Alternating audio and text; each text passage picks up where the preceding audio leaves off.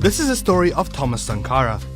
Sankara was a young African leader who many see as a type of African Che Guevara because of his ambition to eliminate poverty and inequality, and his agriculture and literacy reforms and leftist politics were similar to Argentina's Marxist revolutionary. He was a military officer, Pan-Africanist, anti-imperialist revolutionary who ruled Burkina Faso from 1983 to 1987. Today, he's seen as a hero to many Africans, but to much of the world he remains an obscurity. First, let's set the scene. Burkina Faso, known as Upper Volta at the time, was a French colony in West Africa which gained independence in 1960. After years of colonial exploitation, the country faced poverty, military coups, political conflicts and social unrest.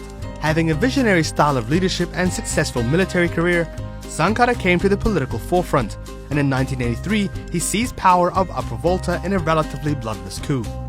The previous president walked away freely and returned to his medical practice, an unusual outcome in coups.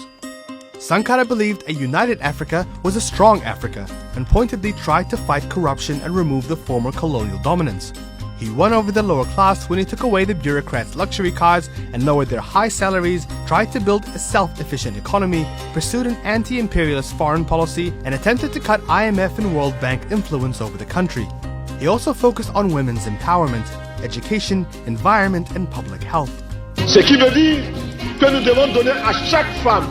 Then he renamed the country Burkina Faso, which means Land of Upright People. Some thought he was an autocrat because of his regime's undemocratic practices like banning trade unions, political parties and protests, but he was supported by many of Africa's poorest and angered many of the upper crust. In 1987, the fourth year of his presidency, he was assassinated during a military coup. His second-in-command, Blaise Compaoré, then took control. Compaoré's connection to Sankara's assassination has always been suspected. After seizing power, Compaoré ruled the country for 27 years, becoming a powerful ally to France and the US, but was ousted by an upheaval in 2014. In 2015, he was charged with killing Sankara and was issued an international arrest warrant. But today he remains in the former French colony of Ivory Coast, to which he fled in 2015 and was granted citizenship.